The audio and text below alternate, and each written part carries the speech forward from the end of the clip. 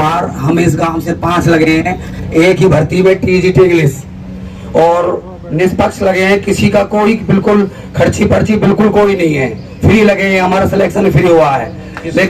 किसी ने कोई पैसा मांगा कुछ नहीं सीएम साहब, 1 रुपए नहीं दिया हमने। अगर मांगा हो तो बता देना। नहीं दिया, चोरी अंदर लोग लगे रहते हैं। नहीं, किसी ने मांगा भी हो तो 24 घंटे पार नहीं होने दूंगा, उसका काम तमाम हो जाएगा। सीएम साहब एक छोटी सी अड़चन है, बस एक अड़चन ये है सीएम साहब, कोर्ट की है, नहीं बीजी कैटेगरी के हम, आपके आदेश के बावजूद भी आपने घोषणा कर दी थी, फिर भी हमारी ज्वाइनिंग नहीं हुई है। मैं समझ रहा हूँ। हाँ, तो सीएम साहब आपकी बड़ी मेहरबानी होगी जी, हमारी परेशानी दूर कर दो। हम में से सीएम साहब एक तो आत्महत्या भी कर लिए।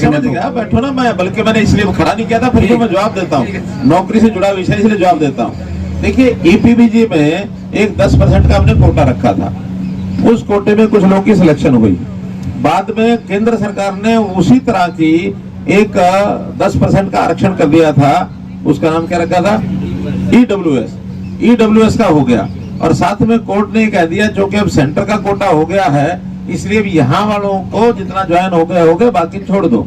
हमने कहा नहीं, क्योंकि वो तो बाद में घोषणा हुई है, ये पहले भर्ती हो गए हैं, इसलिए इनको पहले वालों को सबको नौकरी देनी है हमने। फिर भी कोर्ट ने उसको रोक लिया। गुजरात से कोई एक सुप्रीम कोर्ट में केस चला गया इसी तरह का, तो फिर हाई कोर्ट ने भी कहा कि सुप्रीम कोर्ट का जो फैसला आएगा हम उसी हिसाब से और ये फैसला कर देंगे।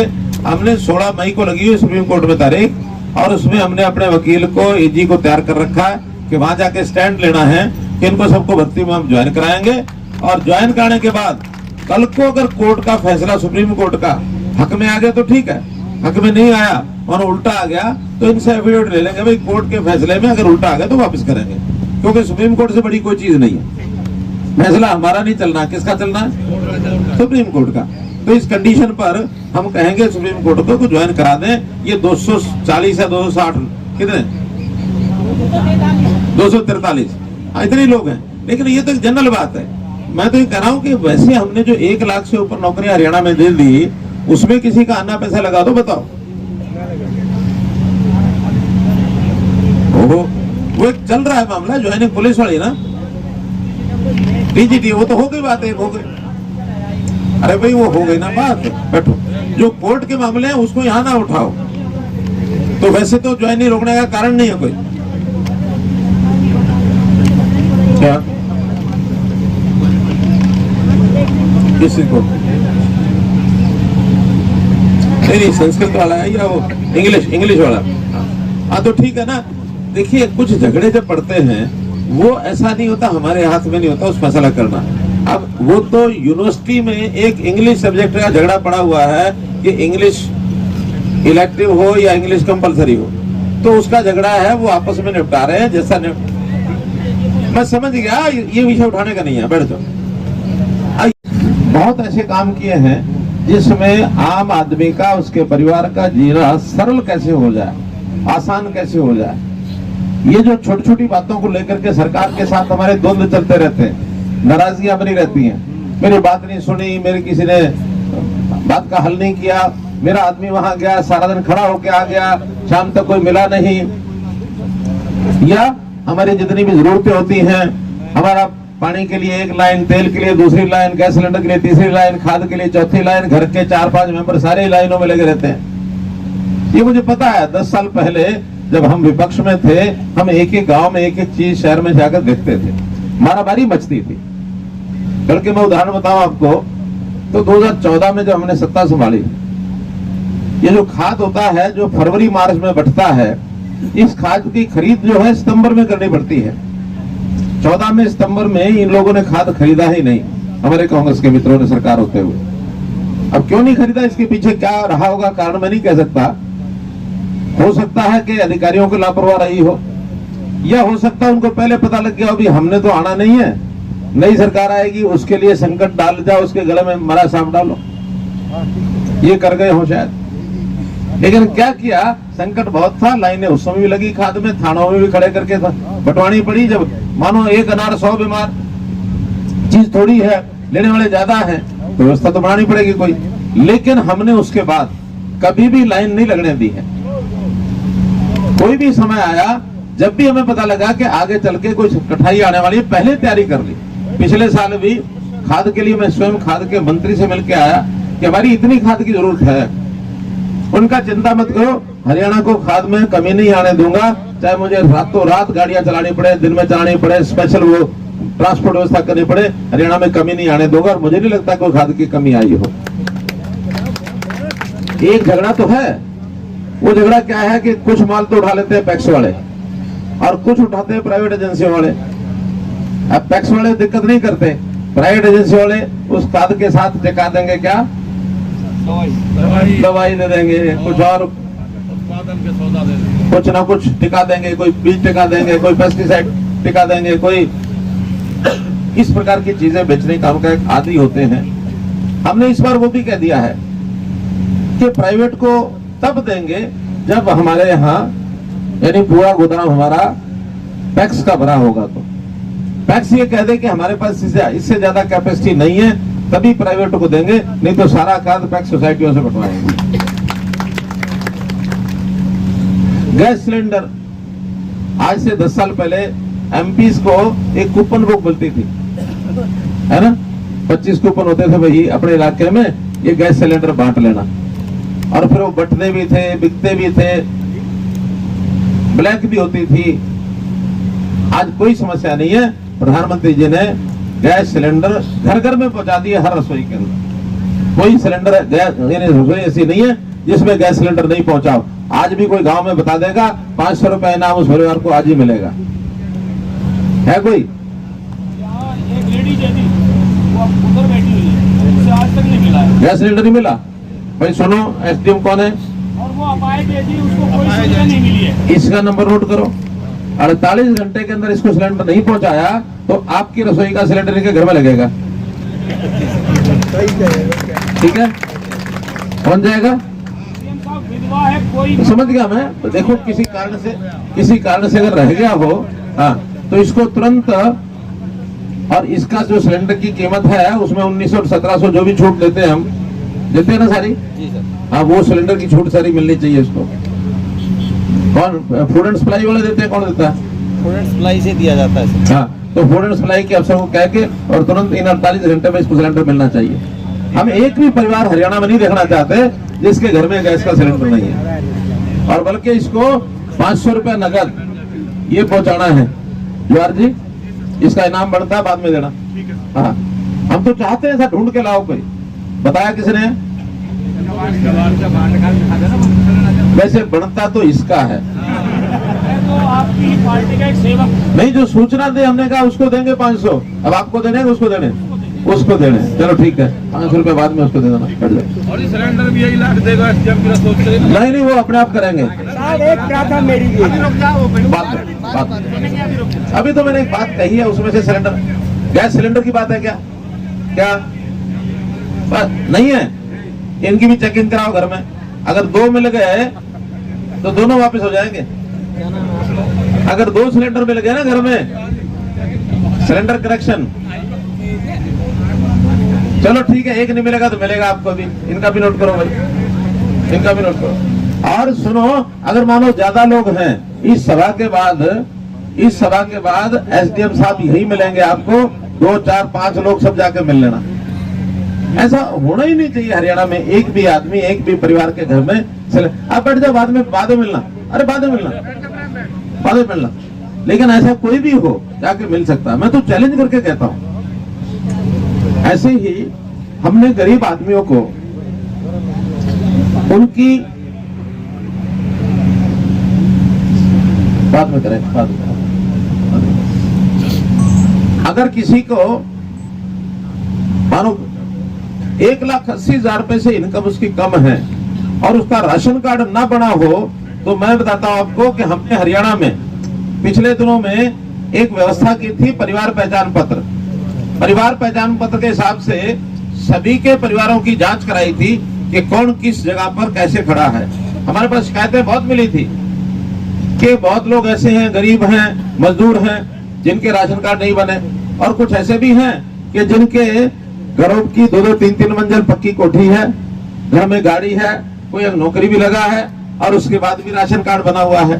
हमने सारा सर्वे कराया और सर्वे कराने के बाद हरियाणा में 12.5 लाख नए राशन कार्ड पिछले दिसंबर में बनवाए। 12.5 लाख। और 12.5 लाख में अगर मैं आपके गांव का भी बताऊं तो 400 नए राशन कार्ड इस गांव में भी बने।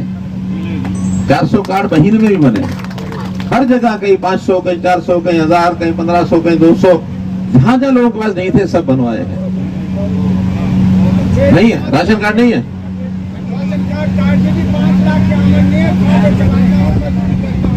अच्छा ठीक है। एडीसी सुनिए सुनिए सुनिए सुनिए, अरे सुन लो, सुनो मेरी बात सुनो।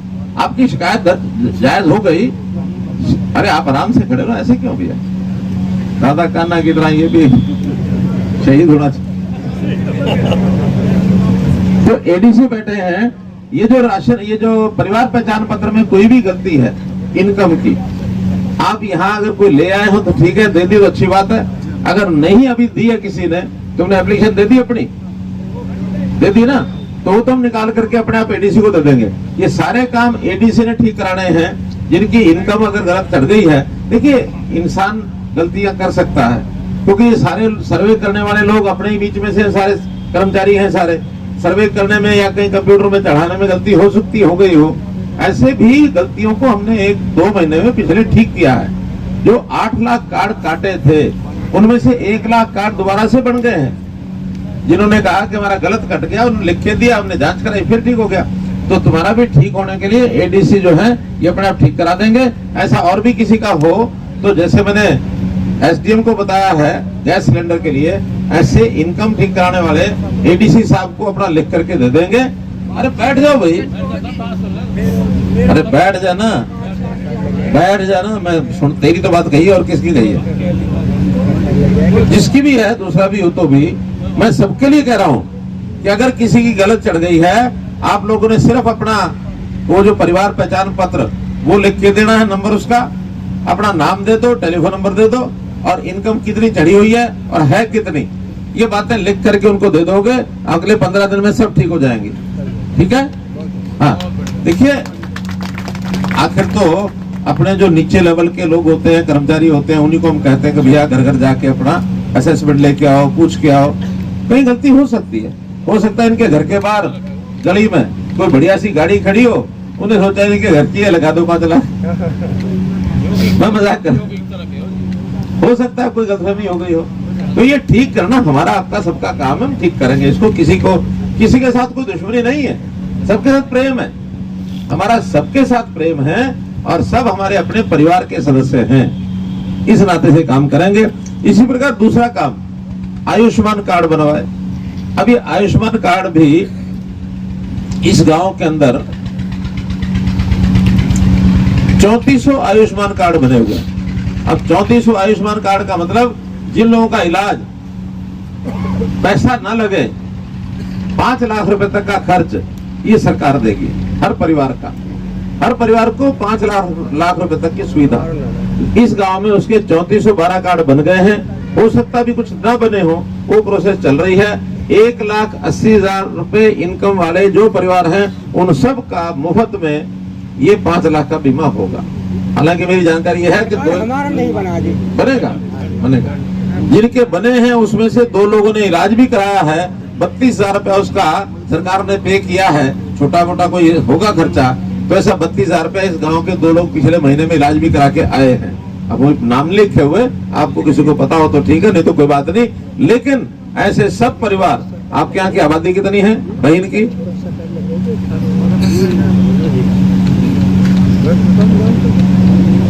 10,000 के लगभग आबादी है। और ये आबादी भी कुछ भी बोलेंगे उससे नहीं चलेगा। आबादी में परिवार पहचान पत्र जिनके बन गए हैं उन्हीं की आबादी गिनी जाएगी। हम में से किस किस के परिवार पहचान पत्र बने हैं, जरा हाथ खड़े करो। इसका मतलब ये कि कई लोगों के नहीं बने, नीचे करो। जिनके नहीं बने वो जरा हाथ खड़े करो। ये सब लोग परिवार पहचान पत्र बनवा लें, क्योंकि इसमें 2 नुकसान होंगे अगर नहीं बनवाओगे तो। एक नुकसान अपना होगा कि सारी सेवाएं, चाहे राशन कार्ड है, चाहे आयुष्मान की भारत की बात है, चाहे किसी बुजुर्ग की पेंशन है, चाहे और कोई स्कीम आती है, हमने जो ये विवाह शगन योजना, बेटी की शादी के ऊपर पैसे घोषणा की हुई है, कोई स्कीम का फायदा लेना होगा तो ये परिवार पहचान पत्र के हिसाब से ही होगा। अगर नहीं बनेगा, एक तो हमारे ये फायदे सारे रुक जाएंगे जो परिवार नहीं बनवाएगा, और दूसरा गांव को नुकसान होगा। इसका गांव को नुकसान क्या होगा कि गांव की जो ग्रांट है वो परिवार पहचान पत्र के हिसाब से ही आती है। जैसे मैंने आपकी आबादी 10,000 से भी थोड़ा कम बताई है, तो इसका मतलब ये परिवार पहचान पत्र की होगी। हो सकता है 1,500 आबादी उससे बढ़ जाए जब आप सारे परिवार पहचान पत्र बनवा लेंगे। अगर 1,000 आबादी का फर्क पड़ गया तो इसमें 20 लाख रुपए इसका गांव को फायदा हो जाएगा अगर सारे बनवा लोगे तो, क्योंकि एक आदमी के पीछे 2,000 रुपया ये ग्रांट आती है, और वो ग्रांट जितने लोग नहीं बनवाएंगे उतनी ग्रांट कम मिलेगी। अब आप क्या चाहते हो, ग्रांट पूरी मिले कि कम मिले? पूरी मिले तो अपने जो साथी हैं जिन्होंने परिवार पहचान पत्र नहीं बनवाया है, इनको सबको आग्रह करो, इसमें कोई नुकसान होने वाला नहीं है। ये तो एक नंबर है, परिवार की पहचान है, उस नंबर से आदमी पहचान सके। जैसे आधार कार्ड होता है आदमी का, वो एक आदमी का होता है, ये परिवार पहचान पत्र पूरे परिवार का है।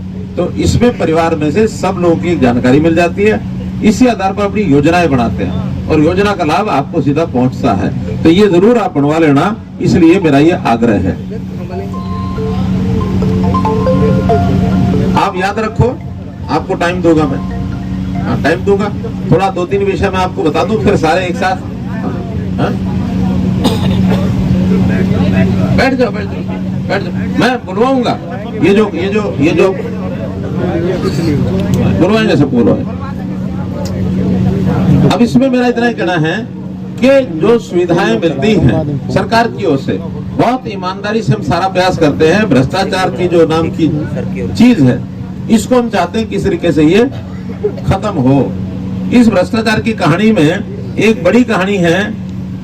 आप लोगों के यहाँ अगर 10 साल पहले कोई आदमी पढ़ लिख करके, कोई नौजवान नौकरी के लिए इच्छा करता था तो उसको क्या करना पड़ता था?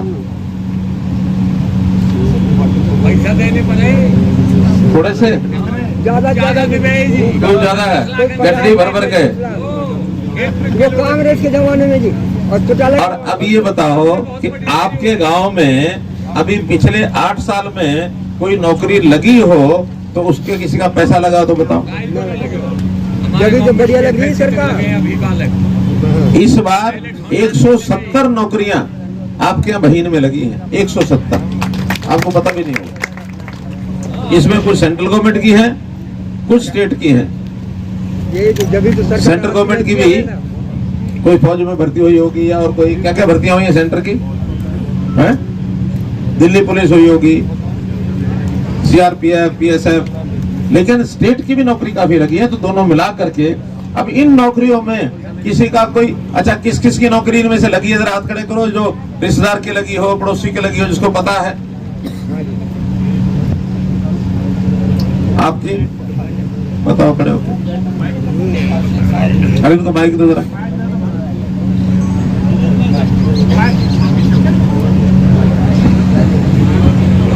सबसे पहले तो सीएम साहब आपको नमस्कार। सीएम साहब, हम आपका